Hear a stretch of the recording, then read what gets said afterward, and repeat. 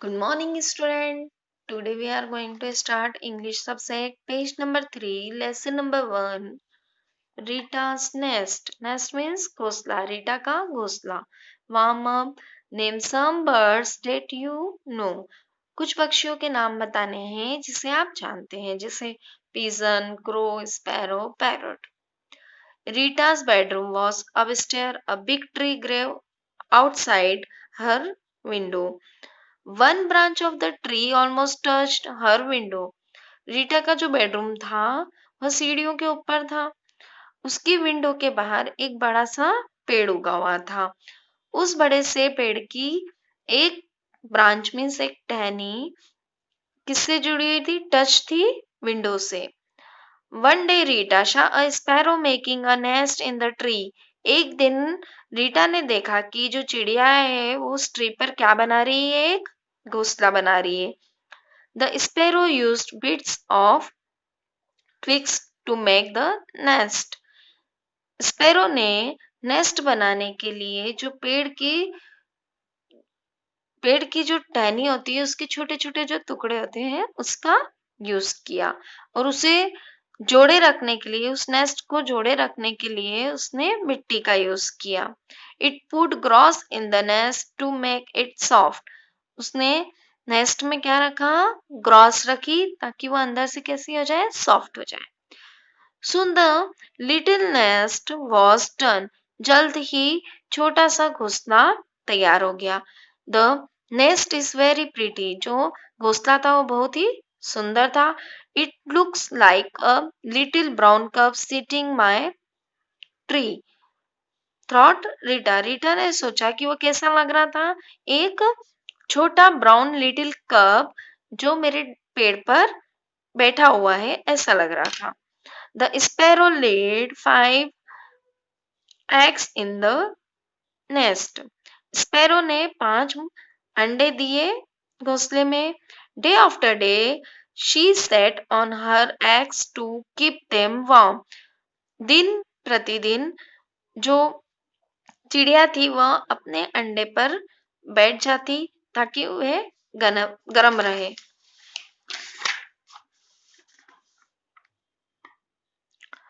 A few weeks later, Rita heard a strange sound. कुछ हफ्तों बाद रीटा ने एक अजीब सी आवाज सुनी। It was coming from the tree outside her window. वो आवाज विंडो के बाहर जो ट्री था उससे आ रही थी। The eggs had hatched. जो अंडे थे वो फूट गए। 5 teeny sparrows were in the nest. घोंसले में 5 छोटी छोटी चिड़िया के बच्चे थे। Their eyes were still closed. उनकी आंखें अभी भी बंद थी। They had only a few soft feathers. उनके जो पंख थे बहुत ही सॉफ्ट थे। Rita ran downstairs shouting. Rita नीचे चिल्लाते हुए दौड़ती हुई गई। The eggs hatched. Come see my baby birds. How happy she was. Rita ने कहा, जो अंडे हैं वो फूट गए हैं, आओ देखो मेरे छोटे चिड़िया के बच्चों को। रीटा बहुत ही खुश थी। Every day Rita watch the nest. हर रोज रीटा घोंसले को देखती थी। Baby birds are very hungry and noisy thought Rita. Rita ने सोचा कि जो बेबी बर्ड्स हैं बहुत शोर कर रहे हैं क्योंकि उन्हें बहुत भूख लगी है। They began to get feather. धीरे धीरे उनके पंख आना शुरू हो गए। They move around the nest more. वो घोंसले के चारों तरफ घूमने लगे। They are flapping their wings. वे अपने विंग्स को फ्लैपिंग करने लगे। फ्लैपिंग मीन्स होता है moving up and down, means पंखों को ऊपर नीचे करना। I think the baby birds are getting ready to fly, said Rita. Rita ने सोचा कि जो बेबी बर्ड्स हैं वो रेडी हो गए हैं, तैयार हो गए हैं उड़ने के लिए, ऐसा रीटा ने कहा। Rita was right. One day the nest was empty. Her birds were gone. Rita सही थी। एक दिन जो नेस्ट था वह खाली था और जो पक्षी थे उसके वह उड़ गए। Rita sat by the window feeling sad. While she sat there, the birds came back. They had not gone after all. Rita बैठी थी विंडो के पास बहुत दुखी होकर। जब वह बैठी थी तभी वह बर्ड्स वापिस आ गए। अभी वह नहीं गए थे। Rita told her brother what she had seen. You are right, Rita, he said. Rita ने अपने भाई को सब बताया जो उसने देखा। उसने कहा कि तुम सही हो Rita. They are not ready to go yet, अभी वह नहीं गए हैं। They are still learning to fly, वह अभी भी उड़ना सीख रहे हैं।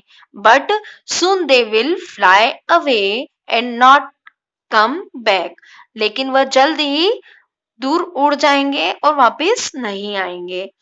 आई do not want them to go, said Rita sadly.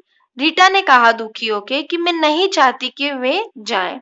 I know, मैं जानता हूं, but they can't stay here all time. They have to be off doing other things, he said. उसने कहा कि वह हमेशा के लिए यहाँ नहीं रह सकते, उन्हें और भी काम है, दूसरी चीजें भी उन्हें करनी है, जैसे दूर ऊपर उड़ने का काम, तो वह यहाँ नहीं रुक सकते। Rita new he was right, Rita जानती थी कि वह सही कह रहे हैं। Well, may be another sparrow will build a nest in my tree next year, she said. उसने कहा हो सकता है कि अगले साल और कोई स्पैरो मेरी ट्री पर घोंसला बनाए। Okay, student, read this lesson. Good day.